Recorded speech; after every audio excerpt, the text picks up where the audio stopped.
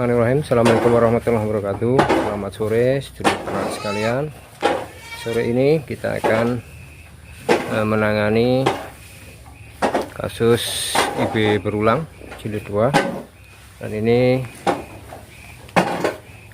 kasusnya selain birahinya panjang, sapi ini juga mempunyai BCS atau body condition score yang cukup tinggi atau gemuk sekali, sekitar 4. Ini tulang iganya sudah hampir tidak terlihat, atau malah 5. ini kondisi bokongnya dan ekornya penuh.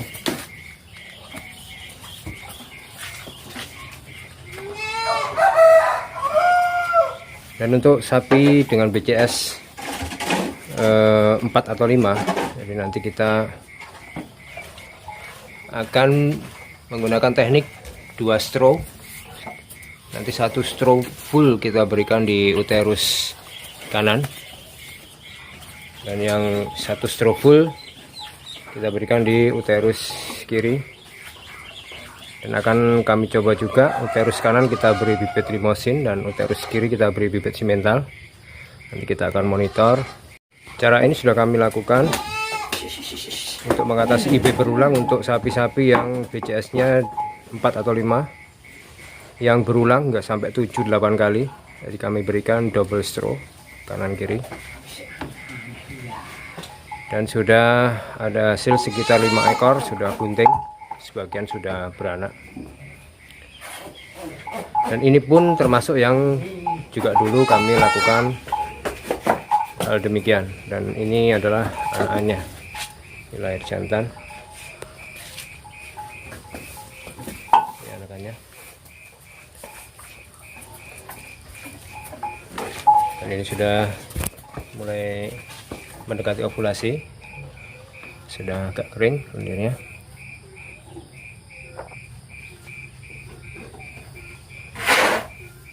Tapi masih lengket, sudah mendekati ovulasi. Kita akan IB. Birahinya 4 hari panjang. Jadi kita gunakan 2 teknik dengan fisiologi sampai birahi reda 4 hari pengamatan, dan pemberian double stroke untuk BCS. Nah, kita lihat ekornya besar sekali kan, punggungnya rata.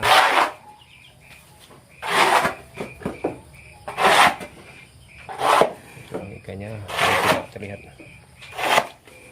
Oke, baik, kita lakukan IB. Ini juga sapi dengan BCS tinggi, kita IB juga dengan teknik itu. Karena memang petani di sini hijauannya sangat kuat, juga masih diberikan pakan penguat. Rata-rata memang sapinya badannya bagus.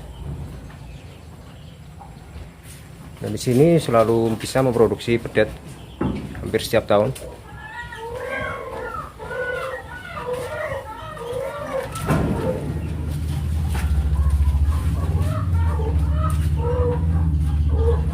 Karena mereka mengusahakan hijauan baik di sekitar kandang, tapi juga di lahan pertanian mereka.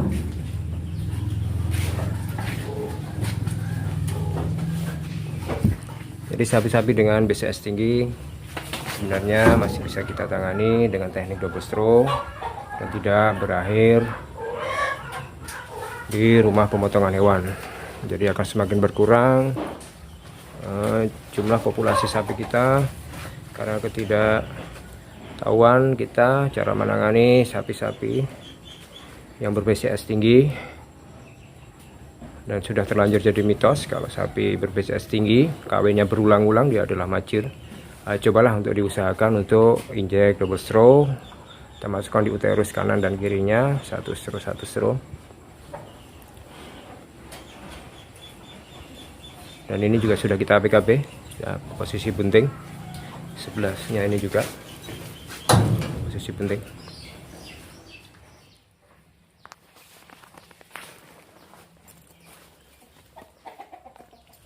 Ini kandang anakan-anakannya. bisa di sini. Ini tempat penyapihan. Untuk 4 bulan kita sape supaya induknya segera birahi,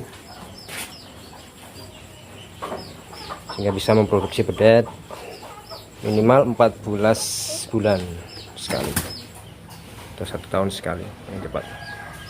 Ini kondisi bedetnya juga sangat baik karena sejak dengan babon yang BCS-nya tinggi, berarti sejak di dalam kandungan dia terawat dengan baik nutrisinya. Anak-anaknya juga bagus. Jadi kenapa kita tidak mengusahakan supaya sapi-sapi yang ber-BCS tinggi bisa bunting dengan berbagai cara,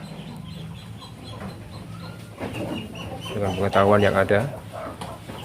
Ya, semoga video ini bermanfaat, menambah wawasan dan pengetahuan kita semua.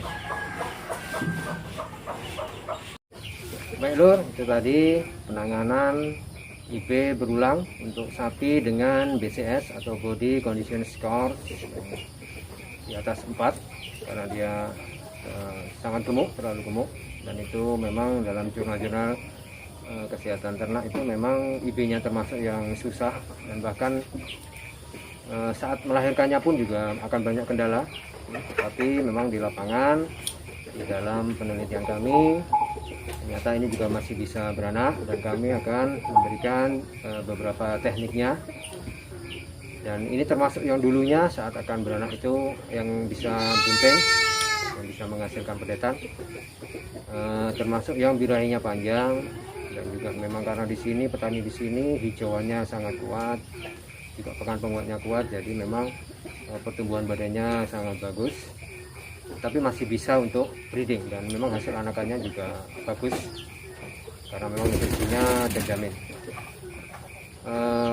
Yang pertama adalah seperti biasa, dan mungkin itu bagi yang BCS-nya rendah pun, yang 2 atau 3, adalah pengamatan fisiologi dari birahinya. Jadi kita lakukan setelah masa estrusnya benar-benar selesai, dan setiap sapi itu berbeda-beda. Kita sudah tidak bisa lagi berpatokan pada buku diktat IB yang dia 12 jam sudah bisa di IB, 24 jam sudah terlambat, dan seperti itu. Dan pengalaman kami ada yang sampai 2 hari, ada yang 3 hari, ada yang 4 hari, ada yang 5 hari, dan baru bisa jadi. Dan ini termasuk yang panjang juga, sudah 4 hari kami amati dari awal. Pulpanya membengkak, berlendir, dan lain sebagainya. Dan ini hari keempat sudah mulai reda. Dan tadi memang waktu kita IB dia masih mengeluarkan lendir, itu karena memang efek dari palpasi kita, mungkin sisa yang di dalamnya agak terurut, agak keluar. Dan menurut feeling kami yang sudah sering melakukan IB mengamati ovulasi, ini sudah mendekati ovulasi. Dan teknik yang kedua adalah kita memberikan double stroke karena dia BCS-nya tinggi. Kemungkinannya di suhu badannya dia panas, jadi kalau hanya 1 stroke biasanya dia akan lemah, kurang kuat ya. Dan kita berikan di kedua uterusnya, ini ada 2 stroke, jadi sekaligus kita berikan stroke yang berbeda supaya kita tahu nanti yang limosin kita masukkan di uterus sebelah kanan, dan ini yang simental kita berikan yang sebelah kiri. Karena cara menembakkan juga kita lewatkan, karena uterusnya juga panjang supaya dia mencapai tuba polupinya cepat. Kita taruh sembari taruh ke belakang, taruh. Jadi supaya dia menyebar dan dia berenangnya tidak berdesak-desakan, takutnya nanti ada yang ekornya patah dan lain sebagainya. Yang kiri juga begitu, kita tembuskan, taruh. Dan IB yang biasa pun juga saya sarankan juga bisa melewati uterus. Kalau dulu waktu saya diklat itu harusnya di tengah supaya dia menyebar sendiri, tapi saya pernah temui yang IB berulang sampai 9 kali itu ternyata di sebelah kirinya ini ada seperti gumpalan daging yang menghalangi, jadi harus kita pastikan lolos masuk ke dalam semua. Dan dari penelitian ini nanti akan kita juga ketahui sebenarnya dari 2 uterus ini di Cornea compactus ini mana yang dia sering aktif. Kalau nanti ini insya Allah bunting sampai kita tunggu sampai beranak, nanti akan kita lihat anaknya itu dia mendekati ras simental atau limosin.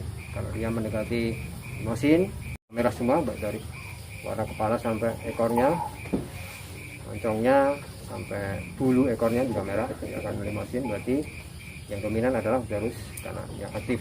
Dan kalau dia simental,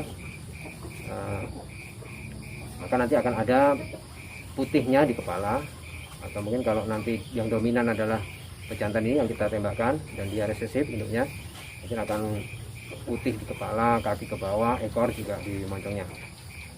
Dan cara ini juga sebenarnya juga penting untuk kita ketahui saat kita melakukan inseminasi. Jadi akan kalau mana yang sering yang jadi gitu. Itu bisa diketahui dengan seringnya kita melakukan PKB di usia kebuntingan 2,5 bulan. Nanti akan kita ketahui dari dua uterus ini kanan dan kiri mana yang dia akan membesar duluan, lebih besar dari yang lainnya. Dan menurut pengalaman kami yang sering adalah yang sebelah kiri sering aktif itu. Dan ini penting untuk kita ketahui karena nanti pada saat kita sering mengetahui itu, maka saat kita melakukan inseminasi kita akan selalu loloskan kanan dan kiri, kita bagi dua. Dan feeling saya selalu agak melebihkan yang sebelah kiri. Dan dengan cara ini di area pendampingan kami peternak mandiri jarang mengulang IB sampai lebih dari 3 kali.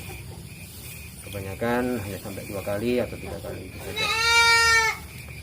Dan bagi Anda yang juga sedang meneliti mengenai teknik breeding, fisiologi ataupun perkembangbiakan sapi potong ataupun sapi perah, mudah-mudahan video ini bermanfaat bagi Anda, menambah wawasan, menambah masukan untuk bahan penelitian Anda. Bagi Anda tentunya yang sudah mempunyai jam terbang tinggi, mungkin para dokter hewan yang menguasai teknik inseminasi, teknik PKB, dan juga ATR, atau mungkin yang lebih di atasnya lagi, saya kurang tahu karena kami tidak mempunyai basic pendidikan itu. Mudah-mudahan juga bisa membantu untuk peternak-peternak kita di masa yang akan datang, supaya populasi sapi kita bisa didongkrak lebih cepat. Dan di video yang lainnya nanti akan selalu kita berikan teknik-teknik yang kita temukan di lapangan, kesulitan-kesulitan peternak kami yang terkadang susah untuk mencari jawabannya. Jadi kita mencari tahu sendiri dengan jurnal-jurnal yang ada, juga dengan bimbingan para dokter hewan, para inseminator kawakan yang sudah senior, para ATR, dengan membaca jurnal-jurnal. Mudah-mudahan video kami ini bermanfaat untuk kemajuan kita bersama. Bila taufik wal hidayah. Assalamualaikum warahmatullahi wabarakatuh.